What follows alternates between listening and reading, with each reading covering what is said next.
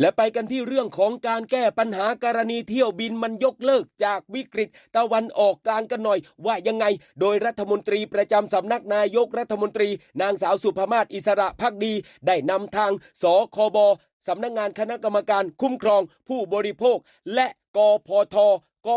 คืออะไรครับคือสำนักงานการบินพลเรือนแห่งประเทศไทยพร้อม11หน่วยงานลุยไปแก้ปัญหาในกรณีเที่ยวบินยกเลิกจากวิกฤตตะวันออกกลางบังคับสายการบินบอกว่าให้คืนเงินผู้โดยสารตามกำหนดพร้อมเตรียมฟ้องคดีแทนหากไม่ได้รับเงินคืนครับพี่น้องที่รักทั้งหลายนางสาวสุภมาศอิสระภักดี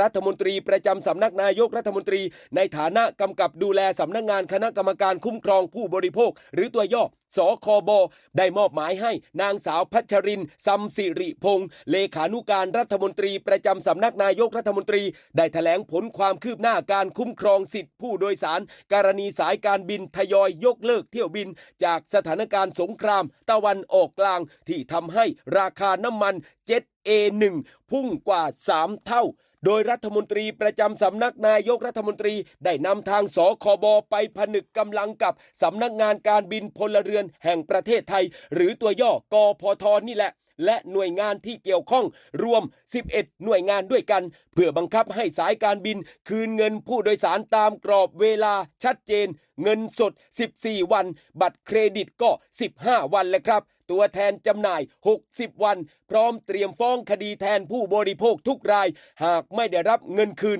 ตามกำหนดกันด้วยและนอกจากนี้เลขานุการรัฐมนตรีประจำสำนักนายกรัฐมนตรีได้เปิดเผยว่าทางรัฐมนตรีประจำสำนักนายกรัฐมนตรีได้ติดตามสถานการณ์อย่างใกล้ชิดตั้งแต่ปลายเดือนเมษายน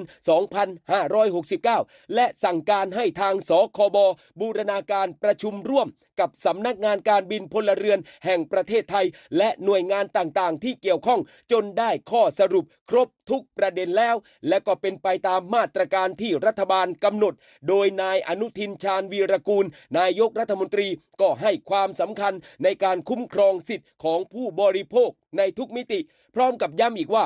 ทางรัฐบาลจะไม่ทิ้งผู้โดยสารคนไทยให้แบกภาระจากวิกฤตดังกล่าวครับและนอกจากนี้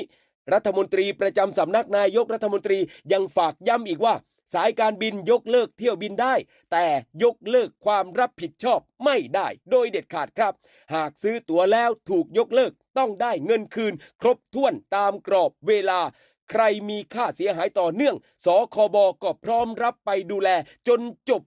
และหากผู้โดยสารที่ไม่ได้รับเงินคืนตามกรอบเวลาก็ร้องทุกข์ได้ที่สายด่วนสคบเขาละหมายเลข1166 หรือจะเป็นแอปพลิเคชันก็ที่ OCPB Connect เว็บไซต์ก็ที่ www.ocpb.go.th หรือศูนย์ดำรงธรรมครับพี่น้อง